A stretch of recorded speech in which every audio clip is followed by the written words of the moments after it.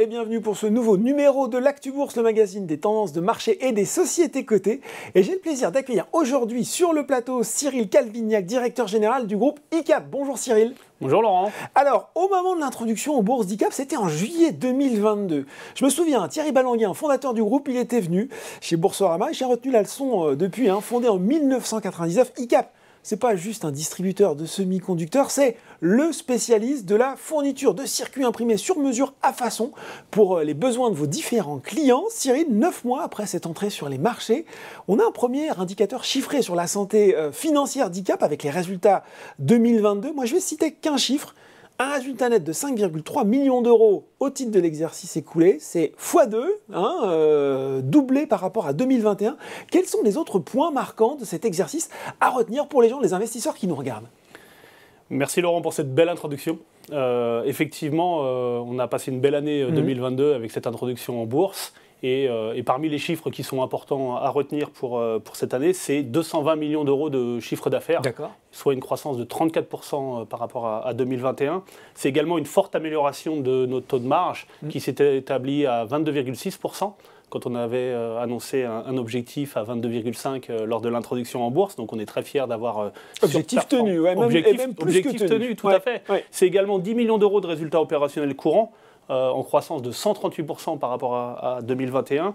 Et c'est également une distribution de dividendes qui sera proposée à la prochaine Assemblée Générale pour 20 centimes d'euros par action. Bon, donc feuille de route remplie pour ce premier exercice avec des très beaux chiffres. On avait compris aussi, Cyril, au moment de l'introduction, de l'entrée sur les marchés, que justement votre marché, il était très atomisé avec pas mal de petits acteurs et qu'ICAP finalement se présentait comme un consolidateur dans ce secteur, là aussi de la parole aux actes, puisque sur l'année écoulée et aussi en début 2023, vous avez effectué depuis l'entrée en bourse 3 acquisitions en 2022, déjà une en 2023. Est-ce qu'on peut revenir sur ces opérations et peut-être ce qu'elles vous apportent justement ? Alors effectivement, le levier de l'acquisition, c'est un levier important. Donc on avait expliqué dès l'introduction en bourse. Sur l'année 2022, on a fait 5 acquisitions. Depuis l'entrée en bourse, on en a déjà fait 3 sur 2022 et une quatrième qui a déjà été faite tout début 2023. Tout début de cette année. La première post-IPO, c'était donc Moonprint, une société au Danemark, qui nous permet vraiment d'avoir une présence au Danemark, présence qu'on n'avait pas. Donc on étend le maillage géographique. C'est ça, on améliore notre maillage géographique, on continue avec les gens qui étaient déjà là dans la société, on développe, on accélère, on leur apporte toute la puissance du groupe ICAP, tous les leviers et les différents produits qu'on offre, et on va accélérer sur le Danemark, qui est donc un nouveau pays pour nous. Ensuite, on a eu Lusso Dabel, on est un peu dans la même philosophie que sur le Danemark, on était très peu présent sur le Portugal. Et là, on acquiert immédiatement plus de 6 millions d'euros de chiffre d'affaires additionnel avec une équipe portugaise au Portugal, très proche de ses clients. Donc, on continue à mailler vraiment notre réseau, puisque notre ADN, notre idée, c'est vraiment d'être très proche de nos clients. Ensuite, MMAB en Suède. Donc là, vraiment, on consolide. Vous poussez vos pions un petit peu partout. Exactement. Europe du Nord. Exactement. Donc là, sur la Suède, on consolide fortement notre présence en Suède. On avait déjà un bureau avec un peu de chiffre d'affaires. MMAB, c'est plus de 10 millions d'euros de chiffre d'affaires. Donc tout de suite, on consolide l'Europe du Nord, Danemark avec Moonprint, la Suède avec MMAB. On acquiert en même temps une petite usine, puisque MMAB, ce n'est pas que de l'intermédiation dans le circuit imprimé, mais c'est également une petite usine de fabrication avec une quinzaine de personnes.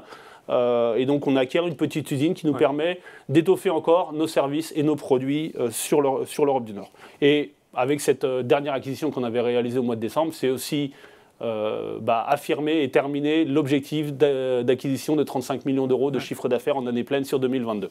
Donc on voit là aussi une case de plus qui est cochée. Forcément, question qu'on a beaucoup à se poser, est-ce que vous allez continuer au même rythme sur l'exercice en cours ou est-ce qu'on va souffler un petit peu le temps d'intégrer tout ça ? Alors je dirais qu'on va continuer sur la même lancée, peut-être même continuer à accélérer un petit peu. On a déjà fait une première acquisition en 2023 avec le rachat de la société Fimor Electronics en France. Donc là, on n'est pas tout à fait sur le circuit imprimé, mais on est sur les produits autour du circuit imprimé avec des activités qu'on appelle CIPEM chez nous. Donc là, c'est notre première acquisition dans ce domaine complémentaire au circuit imprimé. C'est l'acquisition de parts de marché supplémentaires sur la France, qui est notre marché historique. Et puis également, c'est aussi une petite usine basée à Sénaux, près de Annecy, qui vient vraiment compléter notre offre dans notre dispositif industriel. Donc on continue, on accélère, on poursuit notre politique de croissance externe, toujours avec les mêmes objectifs.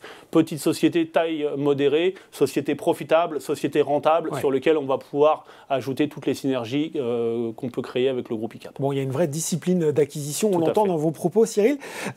L'autre enjeu pour une société comme ICAP, c'est la maîtrise de ses sources et de sa chaîne d'approvisionnement. Déjà, peut-être sur la chaîne d'approvisionnement, on a beaucoup parlé des filiales des usines. Il y a eu le renforcement de votre filiale italienne pour consolider votre présence locale. Ça aussi, c'était important de sécuriser, en tout cas de renforcer ce qui se passait en Italie. Et exactement. L'idée, c'est toujours d'offrir plus de services à nos clients. Donc vraiment de parfaire notre panel de propositions qu'on a aux clients. Et l'Italie, c'est un marché qu'on a développé depuis quelques années. On a une filiale là-bas depuis 5 ou 6 ans. L'idée, c'était d'offrir désormais, de répondre aux besoins à nos clients, cette possibilité d'un stock logistique, de stock consignation, comme on les appelle chez nous, de faire de la consolidation, un meilleur service pour nos clients, un meilleur tarif. Donc on a ouvert effectivement des nouveaux locaux en février dernier, qu'on a inauguré, avec de la capacité logistique derrière, un petit entrepôt, et toute la mécanique ICAP qui est mise en place. Donc c'est un entrepôt de plus sur la carte du monde pour le groupe ICAP. Bon, ça c'est sur la chaîne d'approvisionnement. Sur les sources, comment vous êtes adapté pour ne pas vous retrouver dépourvu de ressources? Alors, on en a parlé, la conjoncture récente, il y a eu forcément les pandémies, les crises géopolitiques. Déjà, comment vous êtes adapté? Puis malgré cette adaptation, est-ce que vous êtes un peu serein? Est-ce que vous ne vous demandez pas ou vous inquiétez pas que les flux puissent se tarir? Alors, on n'est pas inquiet parce que le groupe ICAP, on essaie toujours de travailler en amont des problématiques. Donc, on est vraiment très alerte, on reste très connecté. Voir avant que le problème avant qu'il n'arrive et qu'on se prenne dans la figure. Exactement. On connaît bien le marché. Moi, j'ai presque 25 ans d'expérience dans l'électronique. Ça fait 20 ans que je travaille dans le groupe ICAP. Donc, on connaît vraiment bien notre marché. Et on essaie toujours d'être dans l'anticipation. Donc il y a déjà des années qu'on a commencé à s'ouvrir à la diversification de nos sources. On s'était ouvert avec Taïwan, on a continué avec la Thaïlande, avec le Vietnam, avec la Corée du Sud. Aujourd'hui, on active également des sources sur l'Europe de l'Est, sur d'autres pays ou sur le continent américain. Vraiment, l'idée, c'est de se diversifier, proposer toujours plus de solutions à nos clients. Et le client choisit la meilleure solution en fonction de ses besoins et des contextes, bien évidemment, géopolitiques qui peut être un peu mouvant en ce moment. Et on voit que c'est toujours un défi de tous les jours. Cyril, bien sûr, on a parlé des excellents chiffres de 2022. Ben voilà, c'est fini. Quels sont les objectifs que vous pouvez nous communiquer sur cette année? Et puis, les objectifs également sur le moyen long terme, objectifs financiers, bien sûr. Tout à fait. On est toujours dans la même dynamique. On confirme et on réaffirme les objectifs qu'on avait proposés lors de l'entrée en bourse. Donc 2023-2024, ça reste sur la même tendance. On va continuer à activer les 2 leviers historiques du groupe ICAP, c'est-à-dire le levier de la croissance organique en interne, l'ADN du groupe, et continuer à accélérer fortement sur la partie acquisition. Donc l'objectif 2023-2024, c'est 10% de croissance organique. D'accord. Sur l'exercice, sur chaque exercice. Sur chaque année, c'est 30 millions d'euros de chiffre d'affaires additionnel par an en année pleine sur ces 2 années. On va arriver à une marge brute qui sera aux alentours des 23,5% sur l'exercice 2024. Elle va continuer à s'améliorer et on arrivera sur un résultat opérationnel courant d'environ 8% à fin 2024. D'accord. Sur 2025-2026, on continue toujours dans la même lignée.